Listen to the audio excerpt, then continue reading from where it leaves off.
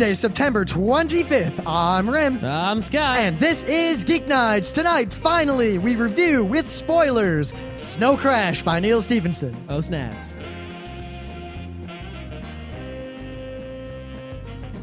Let's do this. You know what I love about living in New York? I mean, there's a lot of reasons to like it. I mean, I went to a place called Milk and Honey and got a really good bagel this morning, but... Wait. If it was called Milk and Honey, why did they have bagels? Shouldn't they have had milk and honey? You know what? There was neither milk nor honey there. What? But they had bagels, but you couldn't buy milk to wash down your bagel? No, well, the thing is, Nor did you get your bagel flavored by honey? They're super kosher, and there's even a sign, like, they won't let you bring in any other food in there. Oh, yeah, okay. It's one of those Jew places. All right. Yeah, and it was a really good bagel, but I couldn't get any milk. Oh, they probably had some meats there. Yes, they had lox. They had lox, and lox doesn't count. It's fish. They also had kosher sushi, and they had a bunch of other weird stuff. Anyway. Fish doesn't count. What about mermaid? What? What about mermaid? I think because mermaid doesn't exist, it doesn't matter. But if mermaid did exist, I'm sure you could go to a rabbi and ask him, and I'm pretty sure he might tell you that the bottom half is okay and the top half is not okay to eat. But what I really like is that, you know, I lived in Michigan, and my commute, I guess, to high school would be interrupted by occasionally a car accident, maybe a deer, maybe a prank. That's true for pretty much a lot of people. Yeah, but living here, my commute is being interrupted by the UN General Assembly and motorcades and armed guards and diplomats and bodyguards and funny people wearing funny outfits from funny countries talking to each other in funny languages. I love those. Those are the best. And they always look so happy. Like every diplomat I've seen for the entire week has looked really, really happy and just, I don't know. Here's a notice to all you kids out there. You ready? Be a diplomat when you grow up? Yeah. It's great. Diplomat is unless like the you best, get shot. Diplomat is the best job in the world. Well, it depends. I mean, it depends on, you don't want to be the, well, it depends on where you're the diplomat like I'm too. saying, do you want to be the diplomat to, say, the internet? No. See, what you want to do is you want to study a language that is a language not many people will study, yet you want it to be a language that is spoken in safe places. For example, learn Romanian, and then you can be the diplomat to Romania. Oh, that'd be great. And it's a pretty sweet job because you can do as you please, travel a lot, live in luxury, not do much else. Well, it's also, you know, theoretically deal with foreign policy on a very direct and real and meaningful scale. Right. Anything that happens between the U.S. and Romania, guess what? Not much. You never know. Not much. You never know. I mean, what was the diplomat to Romania's job? Hey, can you guys help us out in Iraq? But anyway. Hey, thanks. Okay, bye. Basically, the United Nations General Assembly provided a boon to me. A boon? A boon. You see, I'm walking toward this training class. I'm in training all week, so I'm actually going to the city and walking to this other building up at like 45th Street by Times Square. Mm-hmm. And I'm trying to walk back home from work today, you know, from the training. And there's a big motorcade, and it's going up 6th Avenue, and I can't like easily cross it. Like, there's trouble. Nope. So I started to divert myself a bit. You know, anytime there's traffic in the way, you just walk in the other direction parallel and then walk. You know, that's the way New York is. So I ended up walking down a street that I haven't walked down in a long time, and I found another good burger, and it's closer to my work than the other good burger that I eat at all the time. Why didn't you? You could have used Google Maps. I never thought to. I didn't even know there was more than one good burger. You should just type, you know what? There might be non-good burger places. You should go to Google Maps, type in burger. Yeah, and you know what? It told me about Burger Heaven, which is not so great, more of a diner. I used to like Burger Heaven, but I found a good burger randomly. And here's something I don't understand, right? UN headquarters is pretty much on the east side of the city on the water, right? Yeah. Right near the FDR Drive or whatever. Yeah. Why do they have motorcades? Why don't they boat in? Because it's all diplomats who are, and attachés. They like boats. No, Scott, it's attachés and diplomats. So what they're doing is they're all staying in those luxury hotels like the Algonquin and all the fancy, famous old hotels. I personally am a fan of the Mandarin. Now, the Mandarin's a nice place, but they're all like Circle. The Iroquois, the Algonquin, you know, right next to the New York Yacht Club. Yeah. That area. I know. The Mandarin Oriental Hotel in Columbus Circle is the best hotel in the city as far as I'm concerned. Anyway. Oh, is that all I got to say? That's all I got to say. Okay, so, I don't know. I don't talk about the specifics of my job too much on the show, but our company was somewhat recently acquired by another company, but it wasn't like, haha, we're buying you. It was like, it was an arranged deal. My company was owned by 4 partners. I assume they were equal partners. I don't know. I don't know business details. I just code there. And they sold the company to this other company. So now they're just managers, and now the new company is the bosses, right? Okay, big deal. Didn't really change my job that much, except for something that happened today. You see, we used to, when we wanted to buy things, specifically in tech, right? We had a tech budget, and we spent the tech budget, right? We would buy a server when we wanted. We would buy something else when we wanted, right? And we would always get exactly what we asked for. We wanted a new dev server. We got this Dell 1U rack mount dealie with 2 CPUs in there. Very nice. We picked it out. We customized it at Dell.com. We ordered it. We got a little company discount. All good. So now we have a new company that owns us. They didn't really give us a tech budget. They just said, when you want to buy something, tell us, and we'll get it for you. Okay? So my boss, right, he went down to, the North Carolina where the new companies are, or there are new owners are anyway. And he saw that all the people there, all the tech people, had tons of monitors. One guy had 3 monitors stacked vertically on top of each other.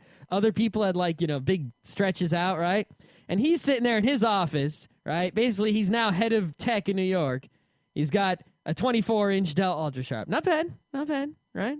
And also, in addition to that, I have this really, I don't like it, 22-inch Samsung, which is the same resolution as my 20-inch Dell, and I would much rather either have, the 20-inch with the same resolution or a 24-inch with the bigger resolution. Actually, I would just prefer not a Samsung. I don't like their screens. Well, the thing is, Samsung, it's I like their HD TVs a lot, but I don't like their monitors. The monitors feel new too much. monitors. Their monitors used to be awesome. When I bought those 17-inch Samsungs back in the day, hot, but nowadays, poop. It's just basically they're too glossy and they look cheap. The one even though I they're have more is not expensive. glossy. Really? No. Because all the ones we have at work, they're glossy and they have this really cheap glossy plastic rim around them. Right. So my boss has this plan, right? I wanted a new monitor because the color on the Samsung's fucked up anyway, and it was actually hindering some web work. I was seeing the wrong colors and whatnot.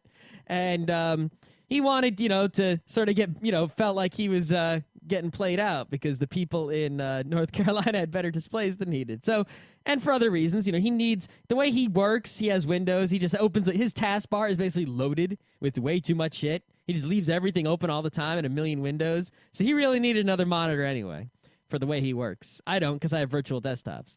So he ordered 2 24-inch Dells, right? And then he was going to give his current 24-inch Dell, which is the previous model, to me, right? And then everything will be all cool. Someone else who didn't care could take my 22-inch Samsung, who wasn't a tech person. They would be more than happy with it. So he orders the 22-inch Dells. And, the one sysadmin guy in New York sends the letter to North Carolina so they can order it and have it sent here. And today, 2 Dell boxes arrived, obviously containing 24-inch monitors, right? He opens one up, he sets it up, and he had a problem because he was dumb and his computer didn't have 2 DVI outs and he bought the wrong video card and whatever, and I could have done a better job with that. But, I sorted that out. But, we noticed that this Dell monitor that showed up didn't have the memory card slots on the side. And wait a minute. And that sounds like it's not an UltraSharp. And the screen, you couldn't move it up and down. All you could do was tilt it. I'm moving my screen up and down right now. And it didn't swivel left and right. You had to just move it to the left and to the right. You didn't get an UltraSharp. Well, we go and we're like, wait a minute. Right? So after a few minutes of confusion and whatever, first we're just like, oh, I don't know, maybe, that's it. I don't know. After I go to the Dell website and I realize, aha, that is not the UltraSharp. That is the non-UltraSharp. That is what has happened here. And he's like, shit, and I look, the price of the UltraSharp is like $600 something for the 24-inch, but the non-UltraSharp is like $300 something. And that's the retail price. So we paid less than that. So we go and we're like, did we order the wrong one? Let's check. And we go and we look at the email that was sent to North Carolina. And it says UltraSharp, very specifically, which means North Carolina changed the order on us. Did you call him on it? Did you say, hey? They're calling him on it. No, it's not my job. I didn't order the monitors. The point is, let this be a lesson to everyone out there. You might think that selling your company is great because you get a pile of money. but don't do it because they'll stiff you on the monitors, and that's totally not worth it. He was really pissed because, I mean, think about it. You would be pissed too if you were like, you're in charge of this company, basically, and then you sell it to someone, and now they stiff you on the monitors. Well, the thing is, what my argument, if I were North Carolina, would be, can you articulate to me why you need the much more expensive Ultra Sharp for any reason other than personal comfort and enjoyment? It would be easier, right? If to swivel it, if you want to move your desk around a little bit. It'd be easier if the developers and the other tech people in North Carolina didn't have amazing monitor setups to, which we could point at. But if they had normal monitors down there, we couldn't point at them, but now we can. But why should you have the same thing? There's no business reason. If you see how my boss works, you know that he needs that. Plus, he refused. We're like that. We're tech people. We're very particular. For the normal people, they got no reason. For the tech people, So anyway, it's Thursday, and we'd said a long time ago we'd slowly start changing up the format of Thursday because what I'm going to talk about might seem like it's the thing of the day, but I'll get to why it's news. Now, I've talked about this man, this legend. I thought you could do this thing of the day. This legend among men. I've talked about him. Boring news first. I've talked about him kind of often on the show a long time ago, but I hadn't talked about him in a long time. I kind of forgot about him. We forgot it. I never forgot the guy. I forgot his name. I just didn't. I stopped thinking about him because he wasn't on FARC all the time anymore, and he'd kind of faded from the limelight, but. Just recently, Scott asked me, hey, what was that guy's name? And sure enough... Well, I asked it every once in a while. But he asked recently, and then sure enough, Henry Earl appeared in the news again. Now, Henry Earl, one of my heroes. Not my top hero, but he's on the hero list. I can say that I know the story of Henry Earl to heart. I know this man's ins and outs. You're intimately familiar with Henry Earl? I am, in fact, because you see, I've been reading You got FARC intimate with Henry Earl? For a long time. However...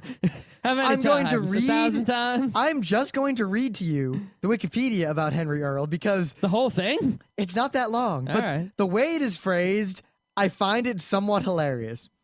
Henry Earl, born October 24th, 1949, is a homeless man from Lexington, Kentucky. I thought he had a home. Famous for his extensive police record. Nearly all of his arrests have been for public intoxication, with a few charges of disorderly conduct, third-degree trespassing, second-degree trespassing, and at least one count of begging. The Fayette County Detention Center's website, showing Earl's arrest record from 1992 to present, indicates that he's not been arrested for any theft or violent offenses. So he pretty much is only ever arrested for public intoxication. Yeah, you don't have to be afraid of Henry Earl. If you meet this guy, you should totally hang out with him and be like, woo, get him drunk, and then he'll spend a night in jail. And there's, in fact, a problem in the area where he frequently attends, where college kids will spend their spring break. They will actually go to Lexington, Kentucky, and find him. He's not difficult to find. And take him around drinking. That is a common spring break trip. In fact, there have been stories about multiple groups of students from multiple schools simultaneously, each trying to bribe him to follow them around instead of the other group, with increasing amounts of alcohol. Woo! Good times. Henry's rise to fame was in large part because of the Fayette County Jail had a public website which listed a person's arrest record and mugshots. Henry had an extensive record and a wide range of emotions expressed in the mugshots, from despondent to happy. The page was linked to regularly by internet news blog Fark.com. The website eventually had to be shut down due to the strain that was being placed upon it. Henry has made numerous talk show appearances and has been featured in national and international media venues. International media venues, really? I want to see that. On November 16th, 2005, it was reported that a 55-year-old black man had died in police custody in Fayette County, prompting speculation that Henry Earl had in fact died. The man turned out to be Donald Ross, another man. It was not Henry Earl. People, breathe a sigh of relief. In 2006... Breathe a sigh of relief because someone died? Well, because it wasn't Henry Earl who died. So they loved Henry Earl more? Yes. Because Donald Ross, you see, had also been arrested for third-degree assault. Henry Earl has never hurt anyone but himself. All right, that's okay. I guess, kind of. In 2006, Henry Earl sobered up, with his number of offenses and number of days spent in jail overwhelmingly lower than previous years. Fortunately, he returned to his old ways in 2007. No, that's simultaneously sad and awesome. Now, the thing is, Henry Earl is kind of a folk hero, and he There aren't kind of enough folk heroes he anymore. exemplifies an idiom of life that I agree with in one regard. He's a modern Johnny Appleseed. If you're gonna do something, be the best damn doer of that thing that can possibly be. Yeah, I mean, think about it, right? If you're like a meth addict, that's pretty sad. But if you're an epic meth addict, at least there's, in the horribleness of your existence, there is some, like, silver lining on your cloud. And It could I guess, be well, a being cautionary tale. it's hard because of being a meth addict, that cloud is real dark. But if you- being a drunken hobo, the cloud is a lot less dark than meth addict. Basically, if you can make the best of a bad situation, or in the very least, if your life can serve as a warning to others, then you have in some small way mitigated the misery that otherwise was your life. And I gotta say one thing. Think about all the hobos who just get drunk in a dark alley, wasting their lives away with no recognition, right? They're just sad, and no one learns from them, and they don't learn from anyone, and their existences are just terrible. But Henry Earl is internationally famous, and people fly to his hometown to find him and buy him drinks. Now, the reason Henry Earl comes up is he was in the news recently. Basically, a bunch of news media had reported that Henry Earl had achieved a milestone in his life. He had been arrested for his 1,000th public intoxication incident. is that more arrests than anyone ever? I don't know. What I do know is that this was patently untrue because the people reporting were digging up a story and they basically didn't do all their research. In fact, Henry Earl had reached that milestone long ago. He has been arrested 1,333 times to date. Oh man, he should stop at 1,337. I'm going to say this. This is another quote from that Wikipedia. He should just get arrested 4 more times and then go sober for real. I point out that in Wikipedia, this is the first citation. In 2008, Earl was arrested for the 1,000th time since 1992. The judge sentenced him to 1,000 days in jail, saying that the sentence was, quote, only fair. That judge is an awesome judge. At that time, he had in fact been arrested 1,333 times since his first arrest in July of 1970. Man, they should sentence him to just 1 night in jail for every freaking thing. Why this 1,000 days keeping him off the liquor? Maybe trying to help him, I don't know. But why? So I would like to point out that if you wish to follow Henry Earl, there is in fact an RSS feed. And the page you want to go to is called... Isn't there a Firefox extension that Yes. tells you whether he's in or out of jail? It's much like the Abe Vigoda Firefox extension that tells you whether or not Abe Vigoda is alive. There is the Henry Earl Firefox extension, at least there was. I don't know if it still exists or if it works in Firefox 3, that tells you if he is in jail or not in jail. But if you go to What's Up with Henry Earl, which I will link to, every time you go, there's a random mugshot of Henry Earl. And let me tell you, he's smiling in the vast majority of them. Even though he's a sad story, there's something to like about Henry Earl. There's and something to about learn. that. In a way, you should be Henry Earl. You know, whatever your lot in life is, you should go full out. But in a way, you shouldn't be you should not be Henry Earl, homeless and drunken. I can say one thing, though. Henry Earl has not harmed anyone but himself, and that's more than you can say for a lot of other people out there. That is true. In fact, Henry Earl has helped many other than himself. Mostly frat behind. Anyway, so that was my exciting and interesting Thursday bit. Why you gotta be using cool things of the day like Henry Earl, right, before my completely boring and everyday news? Well, you see, there are things I could have talked about. I really want to talk about the business with Obama calling McCain and being like, yo, let's do something about this economic disaster. And McCain saying, okay, I'll call you back. And then immediately hosting a press conference asking Obama to do something. Great. And then, trying to cancel the debate. Or I could talk about the fact, that there was a general collapse in the stock market.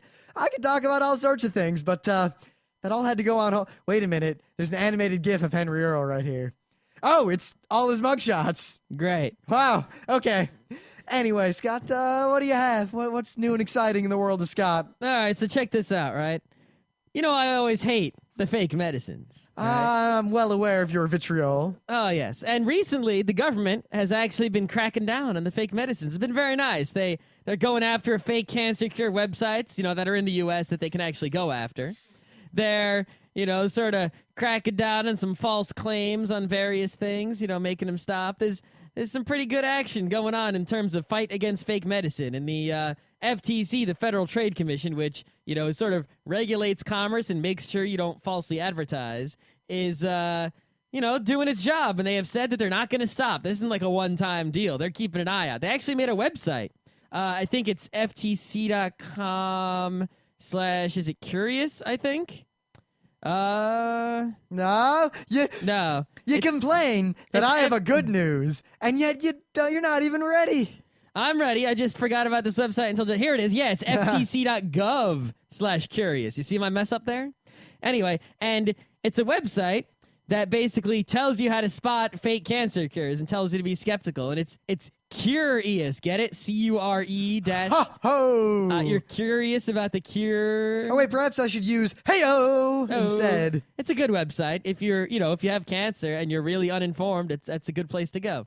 But anyway, so the government's doing a good job there. But there was a study recently, and people have known for a long time many of the reasons that people go to fake medicine, right? And one of the reasons people go to fake medicine is because when you go to the doctor, right, the doctor, a real doctor, is usually not that nice or attentive. They don't make you feel good. They're actually kind of scary. Even as much as I know that the real doctor is where it's at, it's not comfortable going to a hospital or a doctor's office or anything like that. I mean, you're in a hospital, the doctor maybe shows up once a day, he doesn't say much to you, it's not really pleasant. The doctors don't do a lot to make you feel good, but if you go to fake medicine, right, some like bullshit, homeopathy, chiropractor, something, acupuncture, meditation BS, right, they're not actually going to help you with any actual medicine, but they'll be real nice to you, and they'll sit there and talk to you for a long time and make you feel really good in terms of, mentally speaking. They'll be very reassuring with lies, but it's reassuring. And this is something we've sort of known, but it was something you knew in sort of a common sense sort of way. And, well, there was a study. The study author was Dr. Diane Morse, an assistant professor of medicine and psychiatry at University of Rochester in New York. Yeah. Despite RIT being the super geek school, U of R had a far better arcade. Yeah, and U of R was a big school for medicines. Yep. They ran the hospital that RIT students went to if they had a problem. Anyway, they did a little study there, and they found that here, I'll read from the little article here. While doctors are able to address such concerns as medication issues, missed appointments, or pain, they tended to skirt existential issues, such as questions dealing with life and death, which are of paramount importance to most patients, the study authors said. Physicians only responded to 10% of empathic opportunities, and when patients raised existential concerns, physicians tended to shift more to biomedical responses. Physicians had trouble addressing the bulk of concerns, which were about patient fears, concerns about death or dying, or worsening conditions. And they go on, and pretty much they studied and they found out doctors really won't say anything to make you feel better. Now, they didn't go in to ask why doctors aren't saying these things, but I can come up with some ideas, such as doctors are very concerned about being ethical, and if they start, getting too friendly and close to you, it might sort of break that, what's appropriate for the patient-doctor relationship. It's real hard for, there's a lot of doctors who have to, do sort of unpleasant things to your body, and if they sort of know you too well, I could imagine it being more difficult, than doing it in a cold and calculated manner of doctoring. But yeah, it's pretty interesting, and I've had an idea for a while. Rim, let me tell you, I don't know if I told you this idea before. That All right, you can shoot. I think that when you go to a doctor or a hospital or something, right, it's obvious that there needs to be, the doctors need to talk to you more. But the problem is, not only do the doctors not want to, have ethical problems or, patient-doctor relations problems, but they also don't have a lot of time, especially hospital doctors. They got to treat so many people. They're running around from hospital to hospital. They can't spend too much time with any one person. They can't afford to sit there and talk to you because they actually have to be doing procedures, checking people, running tests, et cetera, et cetera. I really think that there's a space to have a new job of person who you can talk to at the doctor or at the hospital. Just a person whose job it is to talk to the patients and tell them what's up, who can have enough medical knowledge to, read the charts, see what your condition is, tell you about your condition and things, maybe not actually perform procedures or tests or make biomedical recommendations or, prescribe anything or anything like that, but just, to discuss your problems with you and make you feel better and such. And I don't think we have people like that, and I think we need them. And maybe if we did, people wouldn't go get fake medicine so much.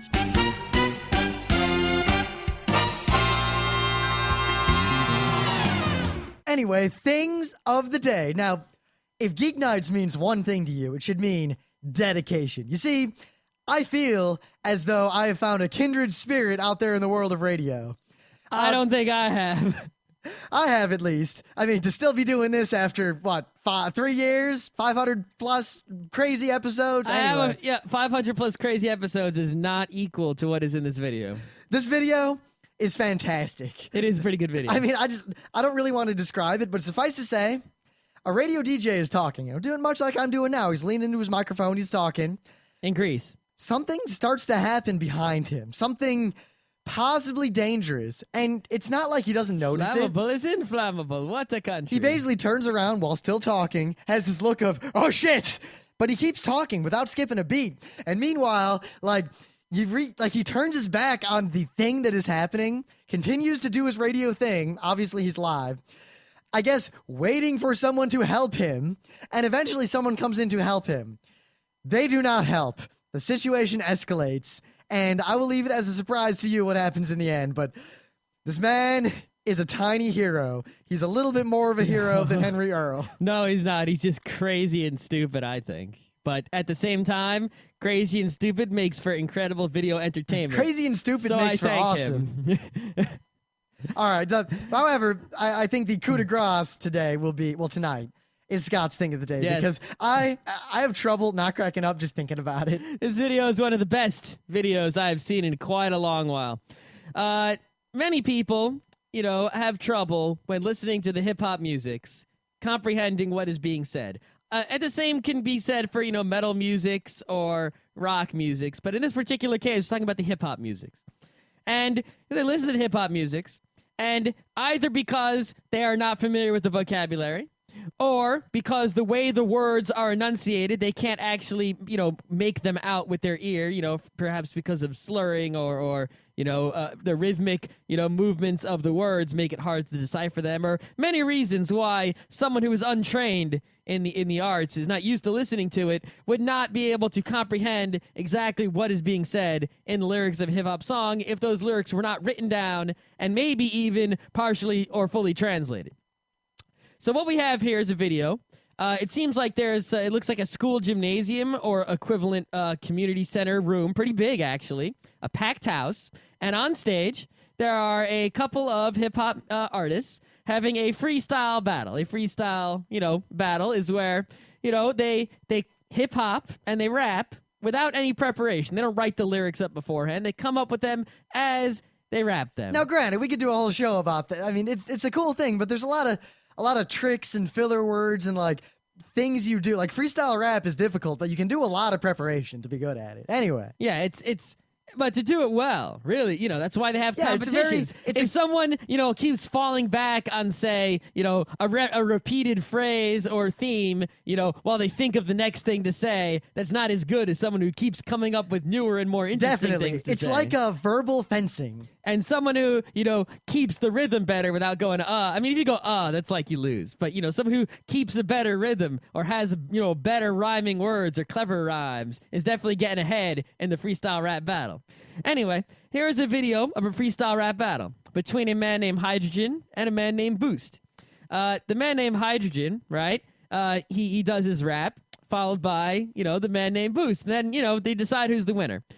This video, however, the audio is completely dubbed over. There is none of the original audio is left. The original video is, but not the original audio. Instead, what we have are some white guys. They have translated the lyrics to the freestyle hip-hop battle, and they speak them at, as the hip-hopping is going on. So that if you are someone who does not understand hip-hop lyrics, you can watch this video and you will understand what these people are saying. Now, I want to say one thing. I got to say this pretty clearly. This is hilarious beyond belief. Not only is the translation of the lyrics itself hilarious, right? The end of the video has a special treat. That is the payoff. Which I will not reveal because you are going to watch it. Wait for it, because it's one of those things where like it's funny and you're really digging it, and then something happens and music starts playing, and it is somewhat hilarious, you could say. Yeah, do not do yourself a disservice by skipping around in this video or anything like that. Because you need the build up, or else the payoff is not worth it. Just play the video and watch it from beginning to end. And then if you are not laughing, I don't know what's wrong with you. It's such a I have a joke, but I can't make it without spoiling. Well, don't make it. Anyway, tonight, finally. Hold on. How you made the joke? That's right. So tonight, finally, after a long, long time of it being put off by various things, we're here to talk about Neal Stephenson's Snow Crash in a spoilerific, final thoughtsy Geeknights book club manner. So, if you haven't read Snow Crash like we told you to, and it seems like actually, looking at a poll I put up, maybe like half the people read it, then 25% plan to, or kind of, sort of, but then 25% no. So actually, that's a lot better than we were thinking. I think it's just the people who read it, weren't speaking out enough. So I think we're just going to force the book club because, it's sort of like in the library where we have the signs that say read and a famous person with a book. We're sort of like that. I think that's good. I think we can avoid talking about a lot of the things we talked about when we introduced this book in terms of, why we read it and why it's important and all that. I forgot what we said when we introduced this book. But we'll have to touch on a lot of that anyway because it's kind of central. I mean, the book itself is important primarily because it kind of catapulted Stephenson into I guess, oh my God, he's a real author. Look at what he wrote. Yeah, Neal Stephenson was pretty much just like a nerd author. And then Snow Crash, sort of brought him into being a real author who is respected, although nerdy. So, because of that, we have two Neals, the Neal Stephenson and the Neal Gaiman. Do not confuse the two. It is very important that you have a clear separation in your mind. Neal Stephenson is Neal. Neal Gaiman is Neil. All right? Very different people. No confusion. But the one thing we really have to just bring up again, because it bears repeating, is that this book was published in 1992. Oh, that freaks me out because I read it, not more than 2 years ago. Basically, you read it now and you think, like, it reeks of the 90s, but it was written before the 90s really happened. Like, you read it and you're like, wow, it's the 90s. This is what the internet was like in the mid-late 90s. This is a 90s book, but it was basically written in the late 80s. Yeah, if you wrote this book or a similar book now, everyone would say that's derivative crap. And some of the things in this book, right, weren't completely original at the time of its writing, but a lot of it was. A whole lot of it. It was ahead of its time in that it talks about the internet as it would be in the late 90s, well before it happened, with a scary degree of accuracy. Mm-hmm. Granted, I say with the degree of accuracy because it takes a lot of liberties. I mean, the actual reality of what's going on in this book, I mean, the metaverse, VR, all those things which are really big in the 90s, but VR never really came to pass. In fact, VR is almost entirely faded from the limelight. Well, it's like any science fiction book, right? When you write about the future, you write about not the actual future usually, but you write, what the vision of the future was in that time. Like, you read some 50s sci-fi, it's all like moon men and shit. Or you watch like Strange Days, which is still one of my favorite sci-fi movies ever, but you look at it and you're like, wow, that doesn't, like, you feel like the culture of the movie feels off. Like, it doesn't feel like a future culture. But it was made in like 1991 and it's set in 1991 and 99. If you go back to 91 and you look at what the world was like and what America was like, you think, wow, back then I could see this as being the 1999 future. And then inevitably, after something, a science fiction book comes out and the future does happen, we look back and we always find, some facets in some science fiction book somewhere that match the future we have created. And we always wonder, did we just take the fiction and make it reality? Or was there just so much fiction that no matter what reality happened, something would match it? And it's a tough question. But Science fiction inevitably becomes science fact somehow, eventually. It's just always been that way. I don't know why. But we should just talk about the book spoiler. I mean, the thing is, it's not like other works. Like we talk about Ava, you know, a lot of anime, a lot of other books, and there's just, oh, you can spoil it, blah, blah, blah, blah, blah. But this is not really a spoilable book. See, that's kind of what I like about it, is that, you know, really spoiling, I don't want to go into my spoiling rant, but if something can be spoiled, that means, to me at least, that it relies heavily or somewhat on surprise, right? Or twists of some kind. And if knowing the twist beforehand makes the work no longer enjoyable or as enjoyable, then perhaps it was relying too heavily on the surprises and the twists. Whereas a work that is continued to be enjoyed in successive rereadings, you know, or maybe you find new things each time you look at it, that is a long-lasting, enjoyable work. You know, the Sistine Chapel or the Mona Lisa, you know, you can't really spoil them, right? She's smirking. In fact, the more you look at them, the more you enjoy them, right? And Snow Crash is sort of like that, in which the more you think about it, the more you can see what was so important about it, what it was saying, the more things you can find in there to be interested in. But in other ways, if you reread it, there are certain things you notice that are maybe not so. It's not perfect in any way. But yeah, well, you know, and speaking of not perfect, the one real criticism I have, and I have this with any Stephenson work I've ever read, but I guess it stands out more in this one because I think it's one of his earlier works. But while he can write very iconic action scenes, like you think, you know, they'll listen to Reason. That whole business with Reason is the kind of thing where a nerd reads it and goes, "Oh my God, woo!" His works really are full think of that woo was moments. I really think that the whole Reason thing in there, while we love that listen to Reason scene, right? And while it's so awesome and this great joke, and it's pretty fucking awesome, and in a movie, it would be so badass. Even in your mind when you're reading, it's badass. I think that he really just put that in there because it was awesome. It didn't really. Well, but a lot of the scenes in this book and a lot of his works are like that. And I mean, it seems like it's tamed as his works have gone on, but like you see it here. There are a lot of scenes or moments that he was probably thinking, man, it'd be really cool if this happened. And he just kind of puts it in. But yeah, at the same time in the story, if they didn't have Reason, a lot of the plot just couldn't have happened. Yeah, but it didn't have to be Reason. It could have been something else. You know, calling it Reason and making it specifically like that is sort of what it didn't really, there was no reason it had to be called Reason other than to make a joke and to be double awesome. But I'm going to make pretty much the most scathing criticism I have about Neal Stephenson. The dude can't write action scenes for crap. His action scenes are by and large awful. They're confused. They're cloudy. Yeah. It's like he didn't plot out any sort of, like if you tried to film it based on what he wrote, it would basically be impossible. And everyone who tried to film it would be completely different. It's muddled. The narrative kind of shifts in and out of all these different voices. Like Neal cannot write action scenes. Good God. Well, I did notice that the one thing that really stands out in my mind in that sense is like, well, the two big action scenes that I can remember at least, right, are in the early part, there's the car chasey bit, right, where he's trying to deliver the pizza. Well, he's not really a chase, but he's trying to get the pizza there on time, right? And I could sort of follow that, but really more in that scene was less about the actual action happening and more about introducing you to the world, you know, the crazy libertarian corporate world where everything is privately owned and everything, and how he gets on the highway owned by one company and pays a toll and all that stuff. But toward the climactic action scene of the what is a bicycle race in cyberspace, right? Yeah, that scene was basically, it's a rhyme. Yes. Bike race in cyberspace.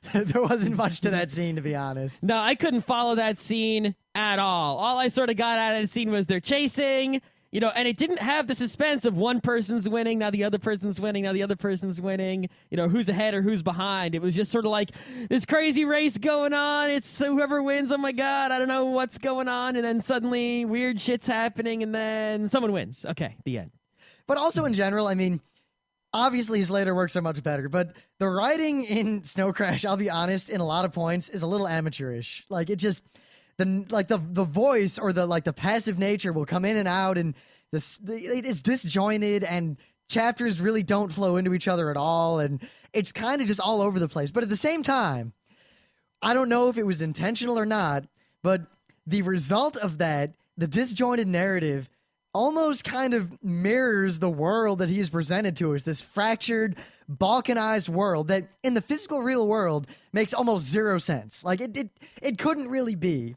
But at the same time, if you look at internet culture as it grew and what it became, which I point out was far after he wrote this book, it's almost a perfect like metaphor or a perfect representation of what internet culture is like. Yeah, I mean, in the book, right, the one of the things I really love about Snow Crash is the world of Snow Crash, which is sort of like this libertarian paradise where... Well, it's a libertarian paradise. It is not a paradise. I didn't say it was a paradise. It said specifically it's a capital L libertarian paradise. Yes, I guess you have to make sure that libertarian paradise is in quotes and that you cannot construe paradise from it. Yeah, it is a paradise only for libertarians, or at least it is what libertarians say they want right now. It is a world in which the U.S. government is incredibly weak and limited. And everything in, at least the United States, or I guess the rest of the world, I don't know, but it's mostly, this story takes place in the United States, or future the fact that United States. There's Narcolumbia, the corporation, instead of Columbia, the company. Exactly. And there's Mexicali, and the fact that the Mafia is just a franchise, and you can just totally, get a job with it, like you got a job at McDonald's. Yeah. Everything in the country, quotes, right, country, is owned by some private company. All the roads are privately owned, so if you drive on, say, Mafia roads, you have to pay Mafia tolls to use those roads. They're not government roads for, everyone to share, if your house is in one, you're a citizen of a corporation, right? He's a hero protagonist. We didn't even say his name yet, right? Is the main character. He's basically a hacker with a samurai sword. Nerd porn. I just have to say, in terms of, I don't think we need to really explain, because we're assuming that everyone listening to this has read the book. All right. Basically, the hacker with the nerd sword. What is he? He lives in basically what the equivalent of the Chinatown corporations, like Mr. Foods. Mr. Lee. Oh, Mr. Lee's something Hong Kong, right? Yes, Yeah. I love the giant disclaimer that comes. It's like, welcome to Mr. Lee's blah, blah, blah, and then giant disclaimer. It's Mr. Lee's something Hong Kong. Anyway. Mr. Lee's Greater Hong Kong. That's what it is. Oh, yeah. Mr. Lee's Greater Hong Kong is fucking awesome. If I lived in the Snow Crash world, I would be a citizen of Mr. Lee's Greater Hong Kong. I don't know. I might join the Mafia. The Mafia is also really cool. All right, I gotta say this now. Uncle Enzo is like the coolest fucking dude ever. Forget Raven. Seriously, Uncle Enzo is cool. Well, I think... See, not in the I'm a badass way, but in the exactly. totally cool dude. Raven, I actually don't like Raven, but he is badass. But Uncle Enzo is really, I think, if there was someone in the book I wanted to be my friend, it would be Uncle Enzo. Because, I'll say this, though. I don't feel like Uncle Enzo works as a character. He does not... Well, I think that's why he played such a small, at least...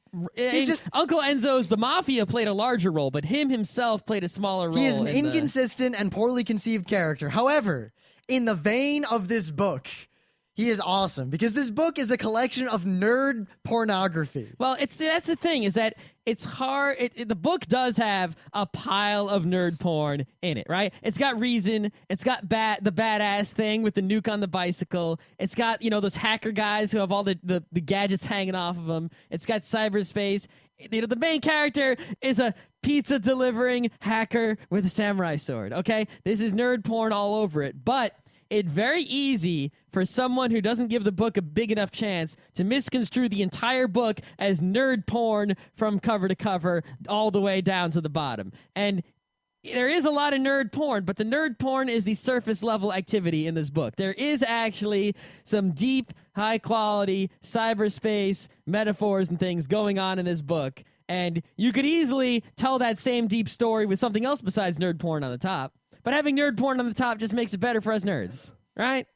Am I right? Yeah, and of course, I mean, this is the book that has that famous speech. We don't need to say the speech again about, every man, blah, blah, blah, wants to be a badass. Which is exactly what all nerd guys think. And you know what? We're past the age. It's too late. I think we are past the age, but Stephenson knows, because he obviously was a nerd. He knows about the whole hog and, Linux and whatnots. So he knew. So it was easy for him to write a book that tapped in to our demographic because he's in our demographic. And it doesn't seem like a large number of successful science fiction authors are in our demographic and also are lauded and successful like Stephenson is. Now, there's the only other, I guess I'll get all my criticisms out of the way. The only other thing that really kind of stood out as being bad about this book was there was a I guess an attempt at a semi-erotic scene between YT and Raven. See, that for me, I remember. All I want to say is that scene was written awkwardly, and I don't want to rag on Stephenson, but it was written as though the person writing it had never had an erotic moment. Right. Now, first of all, right, the entire book has the Chekhov's gun of the stupid dentata, right? Yeah. And that is, while a Chekhov's gun is a fine literary mechanic, it was used pretty poorly because they showed you the gun too many times. They kept bringing it up and bringing it up and bringing it up. It's like if Chekhov walks out on stage and says, I got a fucking gun, and I'm going to fucking use it. And he does this at the beginning of every act and then walks away and leaves the gun there. Right. And with shining bright lights on it. And right? Like the spotlight keeps going back to the gun. Exactly. So a Chekhov's gun is fine, but not, it was a little too Chekhov's gun-y, right? He kept coming out and reloading it and everything all the time, And then came the scene. And when that scene was coming up, right, I knew basically, here's the time. You saw it coming a mile away was the first problem, right? A Chekhov's gun, for it to be successful, you need to at least shut up about it right before it goes off, right? But no, as soon as it was about to go off, I said, oh, and the next page it's going to go off, and sure enough it did, right? And in addition to that, right, I wasn't quite sure what was going on in that scene other than the fact that it was going to go off. I couldn't tell otherwise what was going on there. Was there consensual activity, which I think it actually was consensual activity, but not really. I don't know. It made not a lot of sense to me, but it sort of happened, and that it was what it was. But very specifically, like the scene where he's like got her up and he like sitting on his lap. It was so awkward. Like even the first time I read this book a long time ago, I remember going, "Wow, awkward." Yeah, it was. It was not. It was not so great. But I got one other thing I just gotta say. L. Bob Reif. Every time I pictured him throughout the entirety It's L. of this Ron book. Hubbard. No, I didn't picture L. Ron Hubbard. You know what I picture? Oh. I picture Duke Phillips from The Critic. Duke Phillips is this guy. Like, it is so him. Kinda, but I'm pretty sure, I'm just guessing here, but just based on the nature of the character and the name given to the character, I'm pretty sure it's supposed to be an L. Ron Hubbard, right? Oh, yeah, but Duke Phillips fits so much better because he's like this Duke Phillips virile, also fits. going around, devil may care guy, and Yeah. he's kind of I didn't messed actually up. know enough about L. Ron Hubbard the first time I read it to sort of get that Plus, idea. I think it's more so an I just sort of amalgamation. pictured him as one of those crazy TV evangelist guys. But he's also more an amalgamation of other people. I mean, Bob. Yep. Definitely some Bob there. Yep. Anyway. But, despite the fact that the book is a little poorly written and, a lot of scenes are really awkward and the action scenes are incomprehensible, the book makes up for that almost pretty much 110% with charm, with style, and with ideas. Yeah, I mean, we wouldn't be making this book a Geeknights, book club, I guess, whatever we're going to call this, if it was bad. The book is just, I'd almost say it's a romp, it's a ride, and it's an excuse to bring out a lot of really interesting ideas, a lot of prescient ideas, and a lot of just crazy ideas that are nonetheless interesting. Yeah. A lot of these ideas have been used elsewhere before and after. The Tower of Babel myth has been used how many times? However, about a bajillion. I've never seen a work of literature take that idea and make it so pseudoscientific as this book made it. I mean, taking those myths and legends and turning it into what he turned it into with the neurolinguistic programming and all that business was just amazing. And I think back because, old Sumerian, like Somaraki Taso, and you think, oh, wow, yeah. And when you're reading this book, everyone for a moment will be like, that kind of makes sense before their brain says, no, it doesn't. Shut up. But there's that second where you're like, Well, it's not just, there's the symbolism of the Tower of Babel and the neurolinguistic programming, but the reason that the book is all nerd porn and hackers actually fits because what he's actually talking about is, assembly language and how sort of the assembly language has been lost and everyone's talking in C and Python. But if someone managed to learn assembly, they could get down to the roots and actually fiddle, with the guts of the brain. And I gotta say, when I was in high school, hanging out with my high school D&D playing nerd friends, me and Ken and Dan and Don, you play D&D, then you watch some anime, and then you all go to like the football field and hang out drinking soda, looking up at the stars and talking about stuff that. That's the kind of stuff you talk about. If you record that conversation and listen to it 10 years later, you just shake your head and go, wow, every 16-year-old is like that if they're a nerd. But we had conversations like this, like about this. We talk about the brain language. Now, it's like high school kids are effectively stoners when they have these conversations, except there was no weed high school involved. Nerds, at least. But there's no weed involved. You're just stoned on geek nerd stuff. Yep, like this book. And we have conversations. If you're a high school kid and you read this book, you're going to be coming up with weird shit like that for weeks. Yes, but good God. But, we'd talk, laying there after our D&D game, all in, like, the football field about, like, the brain language. That language that when you're thinking, right, your brain's not thinking in English like it is, but there's that undercurrent, that other language down there. What if it's the same in everyone's brain? What if we could communicate with that? That would be hardcore. Yeah, we could totally hack people. Oh, if only we could understand it. And then this book is like, it takes that and Well, it takes that. It can compares and contrasts it to, the computer programming and hacking, right? But then also on the other level, you have, the reality of it, which is that language in, the English language or whatever language you speak in does, the restraints on that language do restrain how people think. How many times is there an argument that comes down to semantics, and the semantics of the word you use constrain your ability to come up with different ideas if you don't have the words to go with those ideas or to communicate with them. Now, what's really interesting... Or how you can use words in a way you're not directly actually controlling people the way you control a microprocessor with assembly language, but, propaganda and marketing and whatnot, by using words in certain ways, you can control how people think and act. I gotta say, there's a point I can't really make because it would spoil other works, but Scott, think about all the business here and think about the way magic and everything works. I was going to say that. I was actually trying to say that like a minute ago, but I decided that I didn't want to do some Prince of Nothing spoilers in the Snow Crash That's episode. why I can't make the argument. I didn't think it would be fair. I can't make the argument I want to make, but just the ideas of this book really add a lot to the Prince of Nothing and vice versa. Here, I'll go with this, right? You've listened to me and Rim talk a lot, right? And whenever there's any idea or any discussion of anything, right? What do we always do? Even with games, with anime, or with with anything. We immediately boil it down to core semantics and then bitch about them. Exactly. We head to the core. When we look at something like WoW, we ignore the surface level stuff. We scrape that all off the barnacles, right? We cut it open and we look to the heart of the matter as if that is what really matters, the fundamental nature of the thing. Oh yeah, you've got this board game with all these great rules. Well, actually, this game is just rock, paper, scissors at the core. Or, oh, you've got this, great anime. Well, actually, at the core, this is just another, Monster of the Week show, even though the robots look really cool or whatever, right? We go straight for the core. And all of these different geek works here all sort of have this idea that there is a language, or there is a way of controlling the core, of manipulating things at the core level, going straight to the bottom, ignoring the fluff, working with the true matter, the whatever it is, the pure essence of things, and then thus, the rest of everything comes out of that. I don't know. Yeah. It's an idea we like a lot because it matches how we think, or perhaps it being exposed to these ideas so much, it shaped how we think.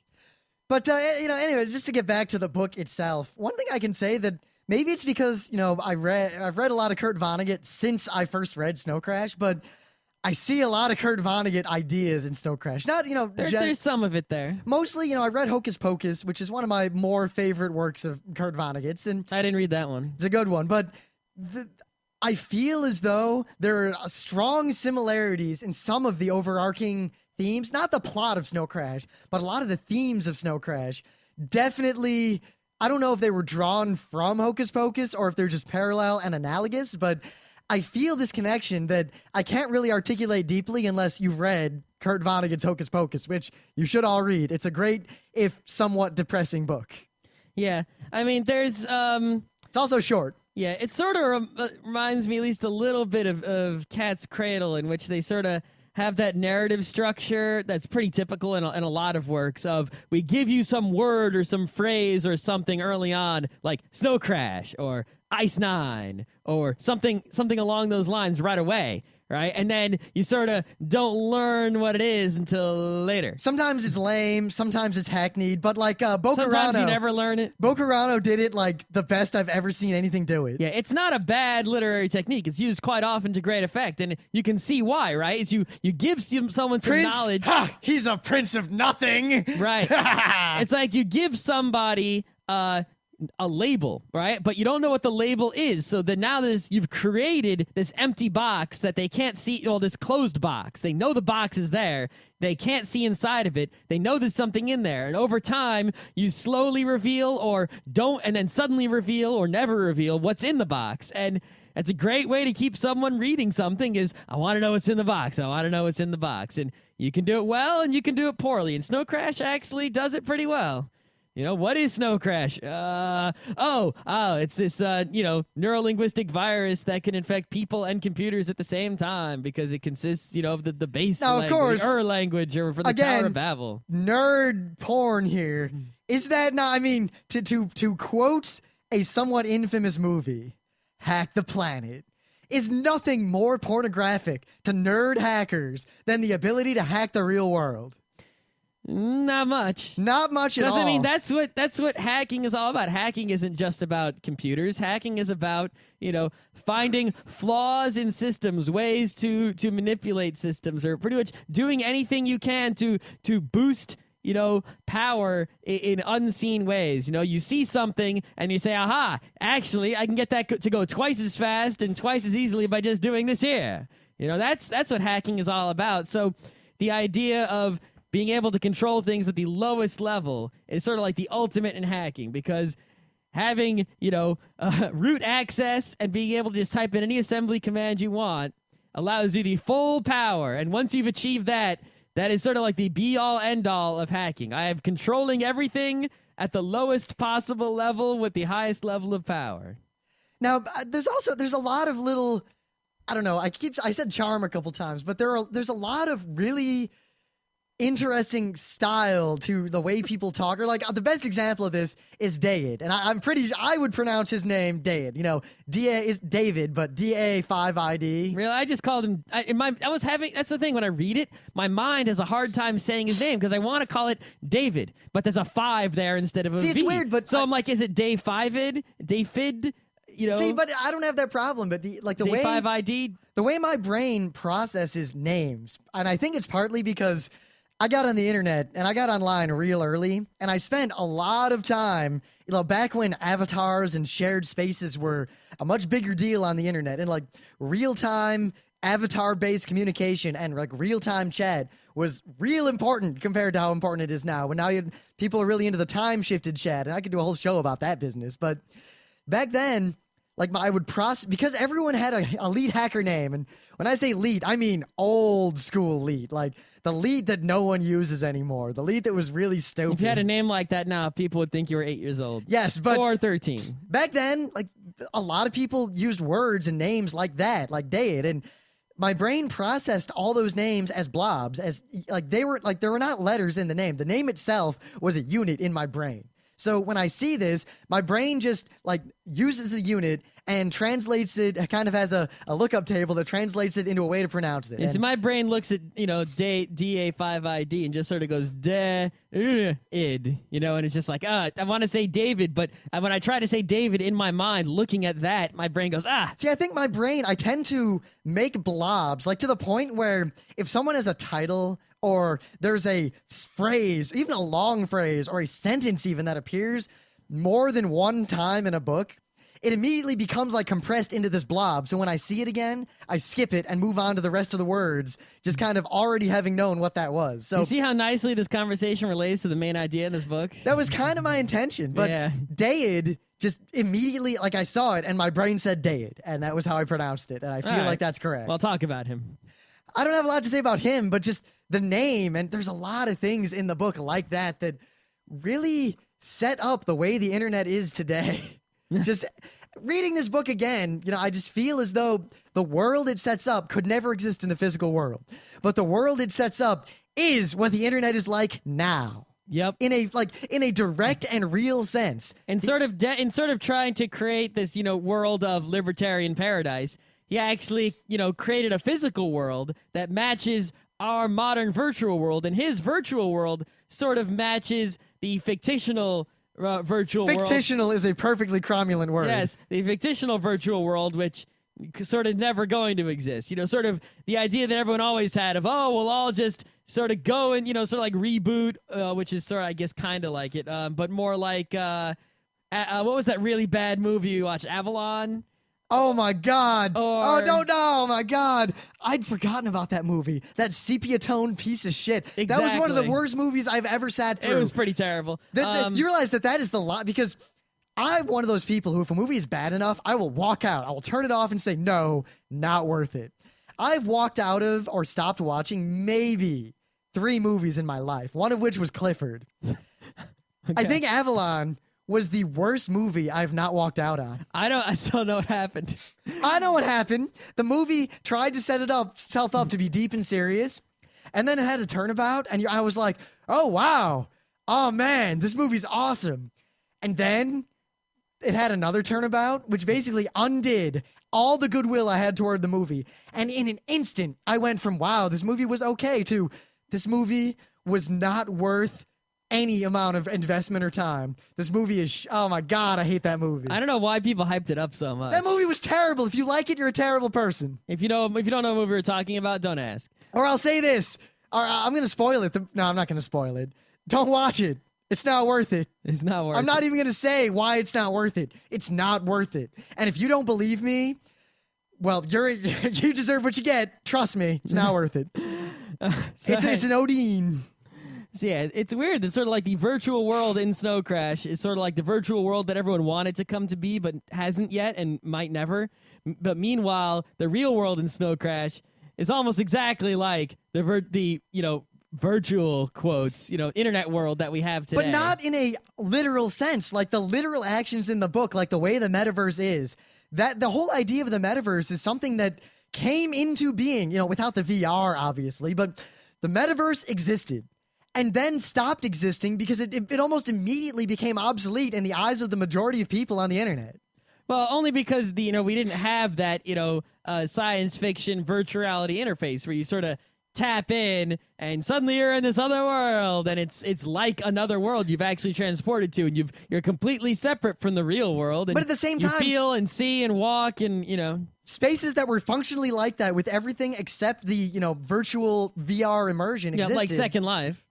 Well, yeah, Second Life came a lot later. I'm talking about a lot of earlier things. But Basically, the early Second Lives that were no good. I participated in all these Not things. that Second Life is any but good. It's like before that thing became technologically feasible in the nerd pornography sense, other unforeseen technology, like time-shifting communication, did not really exist back then like it does today. I mean, we've even time-shifted chatting. What is Twitter? It is time-shifted, space-shifted chatting. Yeah. In many ways. And the forums and all these things took off in a way that obsoleted many of the benefits of the metaverse. Now, obsoleted is also perfectly cromulent. Yes, it is. Made obsolete, provided obsolescence for. But, I don't know. I feel like it was prescient in a lot of ways, but the literal truth of it did not come to be. But what fundamentally the internet is today is exactly like the real world of Snow Crash. And I keep saying that, but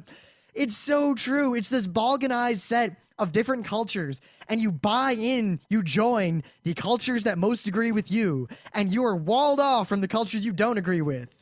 Yeah, the government is relatively weak, but present. Yes, right? present, but can't actually do anything to you unless you're stupid or you really piss it off. The mafia or criminal element is actually not that evil, and people kind of okay with it, and it's, it's also perfectly legitimate outside of, outside of the U.S., things that are totally illegal are totally okay on the internet. Yep. There are plenty of cool places for just people to hang out and, with each other and be cool, like, Mr. Lee's Greater Hong Kong with their robot dogs. Like the Front Row Crew forums, which you should all join. Oh my God, I don't want to talk about the implications or the ramifications, but the rat things, that was some great, wasn't great writing, but it was great work. Yep. And the religious nut jobs, have crazy ideas, and they completely separate themselves from the world and hide and do crazy things that actually can harm lots of other people. I got to admit, I got a little bit of a kick out of the fact that in the world of Snow Crash, all religion is basically boiled down to Scientology. Yeah. Yeah. Well, there's two religions there's a bunch of religions, but there's two. But the sacrament of swiping the credit card, Yeah. It's kind of like, wow, this point was made in a very inelegant way, but yet I still found it hilarious. Well, I mean, because that's what it is, right? Is that sometimes you can be deep and subtle about making your point about, the religion is just sapping money. Or you can be blatant with it, right? You can come out and be like, yeah, they're taking everyone's money. But if you just say it like that, it's sort of rough and sort of, it's sort of like too I don't know, blunt, right? But by pushing it out real hard, but also put a little spin on it, the sacrament of the credit card. It's like, now it's suddenly, it feels a lot like, the commercials in Starship Troopers or something like that. You know what it is? Oh, that's a good example, but it's not blunt like just a blunt, ugly object. It's blunt like a snub-nosed bullet. Like the example I would use is, it is not the clean and elegant weapon of days past, aka the lightsaber. It's reason. It is more a blaster. Yeah. Efficient and gets the job done. Yeah, reason is not efficient, but oh my God, reason. You'll listen to it. I'm sorry. The only reason he called that thing the only reason he called it reason is so he can make that joke by having that guy say they'll listen to reason. And yet the book is full of things like that. Oh, by the way, Juanita coming back at the end is total bullshit. I agree with that. That was out of nowhere bullshit.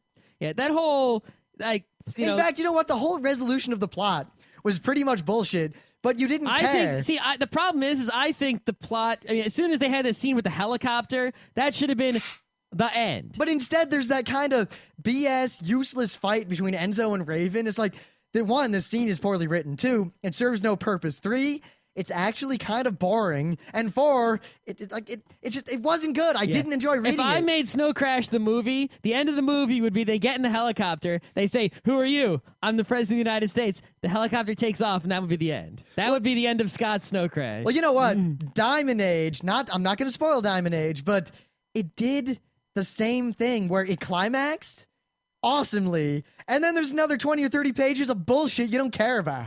Yeah, he's really got to work on his what's the word? Denouement? Yes, that's the word. However, I'll point out, I have not read his very recent work, so I don't know if he's gotten past that or not. Zodiac is on my floor, and the Baroque trilogy, the 3 monsters, I'm going to get those someday, They're going to be, I'll have a whole life to read them, all right? I'm not in a rush. So we'll see what the deal is there, but... Well, you realize Zodiac was his second work. Oh, was it? It's old. That was written in the 80s. All right, well, I'll check it out.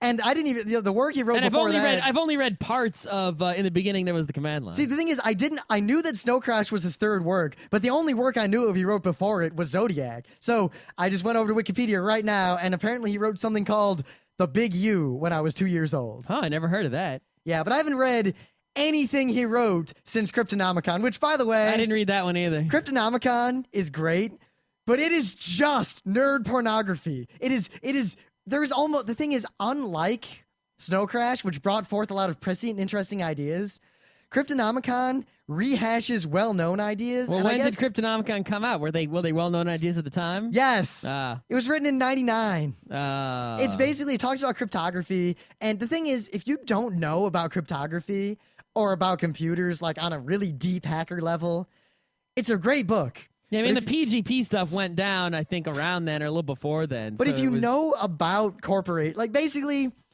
it is pornography in the sense that Cryptonomicon is basically, oh my God, this is about the kind of corporation that every nerd wants to be a part of. The kind of adventure that every nerd wants to have. Yeah. It's not really like that. It's weird because, I'm having a hard time, Snow Crash and Diamond Age being the main books of his that I've read. It's like, I sort of like Snow Crash's message, a little bit more, the whole thing, the Tower of Babel metaphor. And I like the stylings of Snow Crash, but the actual story of Diamond Age and the climax and sort of the actual book, I sort of like that more. So I'll put it this way. Snow Crash is a fun romp, nerd porn, and it's just a collection of awesome and memorable scenes. Diamond Age has real-world applicability. It does, yeah. In that, it definitely if does. you could do, which I think you can, what was done on a fundamental level in Diamond Age in the real world, it would change everything. I think so, too. Snow Crash has nothing to say about the real world today. Basically, its claim to fame in the real world is it said what is going to be a long time ago, and it was largely right. Right, well, isn't that But it was right in this weird, almost wrong way. Yeah, but I mean, isn't that what many of the great science fiction works have in common, is that they were right ahead of their time? A whole bunch of science fiction books gets written, the future happens, the future ends up matching some of them, and those ones are looked at. So, yeah, this is why 1984 was so great. It's why Brave New World is so great, is because that's the word. Well, some people would argue that Brave New World is the world we live in and not 1984, but there are definitely 1984 aspects to the modern world, and that is, but I guess it's more why Fahrenheit 451 is because that's what came to be. But here's why I enjoy Diamond Age more. Snow Crash is about, hey, here's what it's gonna be like. Diamond Age was, hey, you morons, do this. That is definitely true. Snow Crash doesn't tell you to do anything. Well, no, you know what it tells me to do? Go to the hills and become a Buddhist monk? Yes. Because no one does it? Or, because I'm already over 25, be Uncle Enzo. Yeah, I wish I could be Uncle Enzo. Oh my God, is he cool. It's weird. It's because the book has, I don't really like... Oh, you know what? I realized something. Characters. This is not a spoiler for anything, but Uncle Enzo was a master. Raven was a professional. Oh, and that is actually deep. Oh. If you've read and seen all the things that we've read and seen. No, I haven't even seen or read, but I know what you're talking about. Yeah, I get it. It's obvious. So if any of you, Master Keaton is long and kind of slow, but if you watch all of Master Keaton and you know what a master is and what a professional is, then the difference between Raven and Uncle Enzo takes on this whole new interesting level. Yeah. I think that is another key difference between the two books. Is right when you read a book, generally you want to like the characters in the book.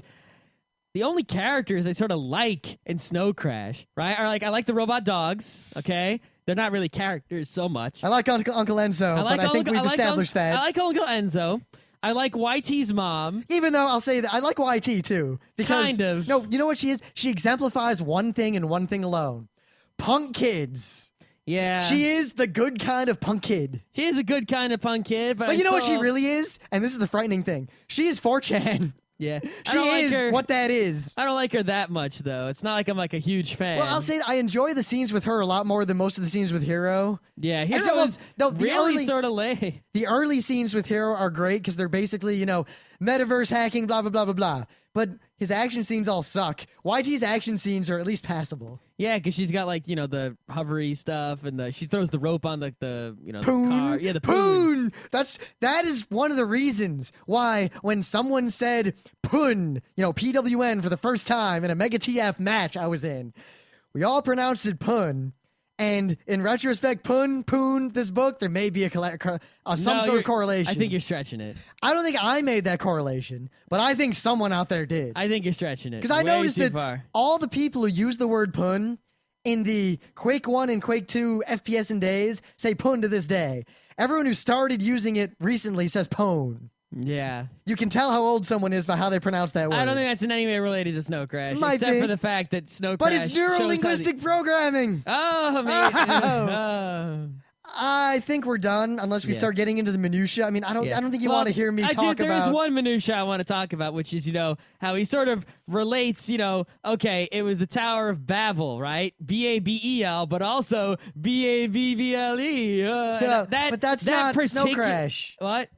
That's old anyway. I know, but that, by it's just pointing that out, it's sort of like you don't need to do that it's just sort of, it was a little painful when they actually, it's like it's like the thing you're not supposed to say. It's like when there's an obvious comparison and you've made it and you succeeded, and then you compare two words and make a bad pun. That's sort of what that was. And I was sort of like, yeah. When it's like, no, don't say that. You set it up already. I can say one thing though. The way the book ends, while it is incredibly dissatisfying and anticlimactic and just kind of peters off and then ends. Basically, the end of the book, as I point out, is everybody, all the punk kids, the couriers who kind of save the day, all get bored and wander off after, like, oh, all right, whatever. And they just kind of wander away. And then YT is like she does all this crazy stuff. Like she's had all these adventures and she's basically saved the world and all blah, blah, blah, blah. And then as soon as the action dies down, even a little bit, she gets bored and just wanders away. And that kind of epitomizes the current the generation after us on the internet. Get bored, wander away is like the rallying call of the internet today. It most definitely is. And I don't know if that was intentional or if he just doesn't know how to end a goddamn book. I don't know.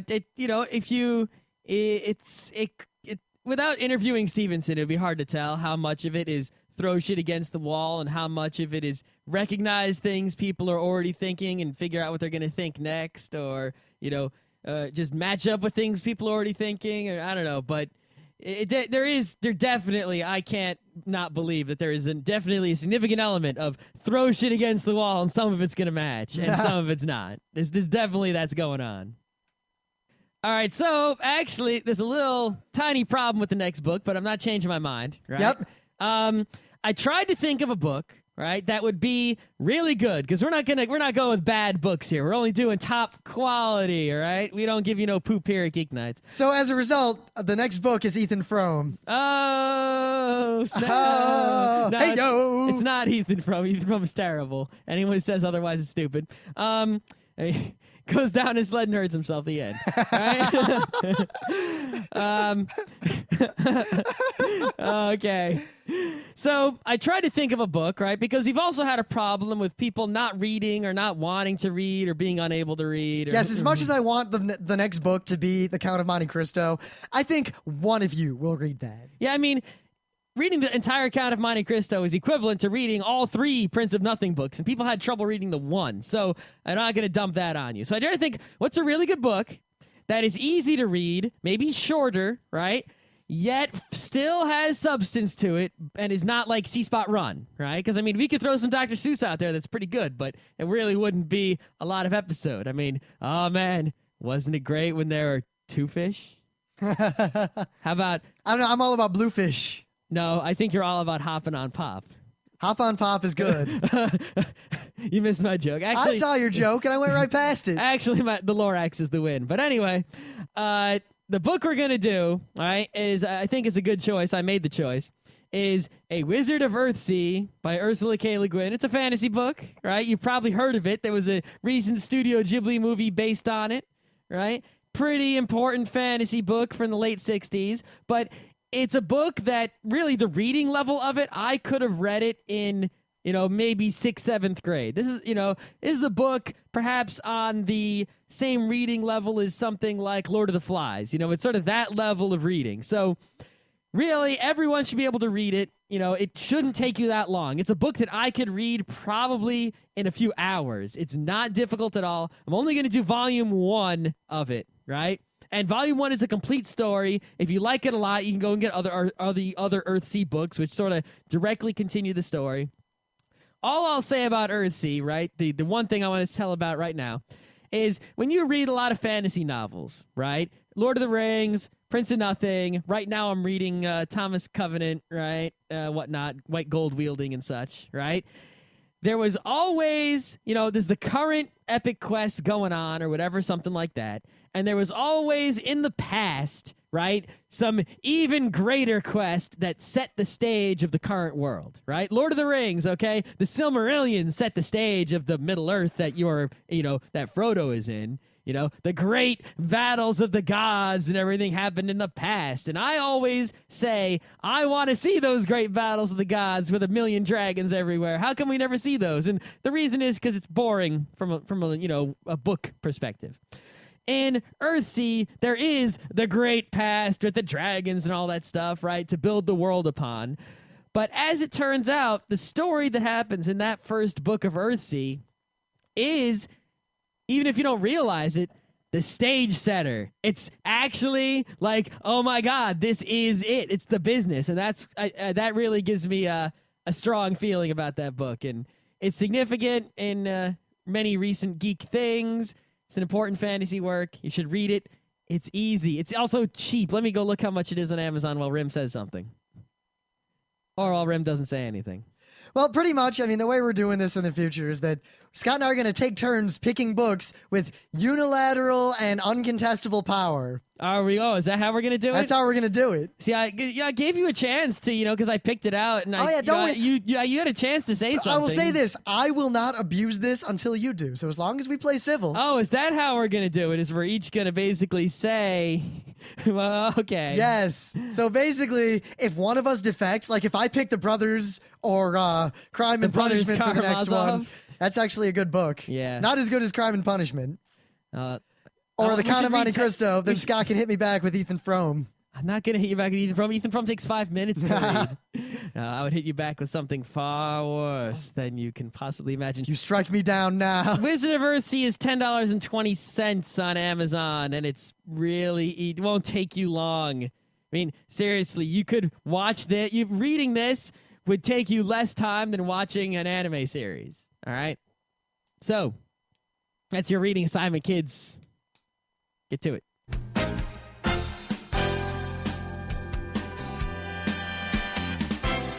This has been Geeknights with Rim and Scott. Special thanks to DJ Pretzel for the opening music.